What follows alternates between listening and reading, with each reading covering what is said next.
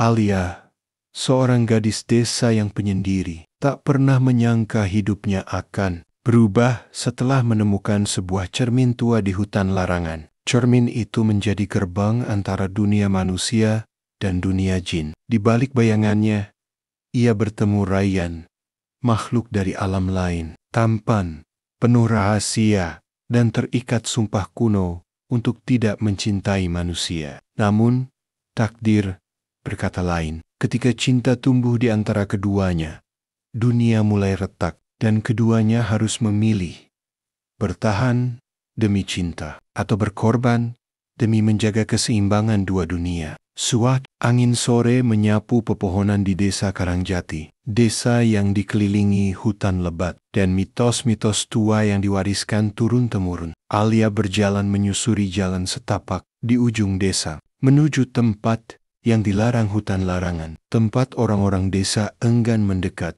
karena percaya bahwa jin dan makhluk gaib menjaganya. Alia tak percaya mitos. Baginya, itu hanya cerita lama untuk menakut-nakuti anak-anak. Tapi hari itu, ada sesuatu yang membawanya masuk lebih jauh dari biasanya. Ia mengikuti suara lembut, seperti bisikan yang memanggil namanya. Hingga akhirnya, ia menemukan sebuah benda setengah terkubur tanah sebuah cermin tua berbingkai perak dengan ukiran asing. Saat ia menyentuh cermin itu, udara di sekitarnya berubah. Dingin, diam. Lalu muncul pantulan yang bukan dirinya. "Siapa kamu?" bisik Alia, menatap sosok laki-laki di dalam cermin yang tersenyum padanya. "Aku Rayyan, dan kau telah membangunkanku dari tidur 1000 tahun. Jawabnya dengan suara yang menggema lembut namun penuh misteri.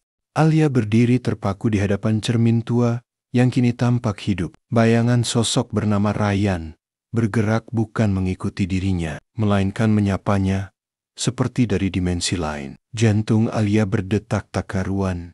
Namun anehnya, ia tak merasa takut, hanya bingung. Dan entah kenapa, "Apa maksudmu?" 1000 tahun, tanya Alia.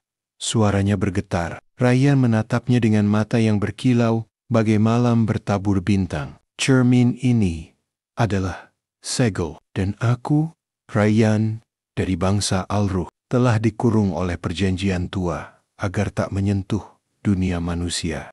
Namun, kini kau telah membukanya." Alia mundur setapak. "Aku tidak tahu, aku hanya menemukannya. Kau membangunkanku. Itu sudah cukup untuk mengikat takdir kita." Nada suara Rayyan lembut, namun mengandung sesuatu yang dalam seperti nyanyian yang berasal dari dasar bumi. Alia menggenggam kerah bajunya, menahan gemetar. "Apa maksudmu dengan takdir?" "Aku hanya orang biasa." Rayyan mendekat ke permukaan cermin, seolah ingin meraih wajahnya, tapi tangannya hanya menyentuh batas dimensi. "Kau mungkin manusia, Alia, tapi darahmu membawa sesuatu yang kuno, sesuatu yang bahkan dunia jin pun kenali. Kau keturunan pemegang kunci." "Apalagi itu?" tanyanya, mulai bingung dan cemas sekaligus. Dulu, manusia dan jin hidup berdampingan, tapi cinta antara dua alam membawa bencana. Maka diciptakan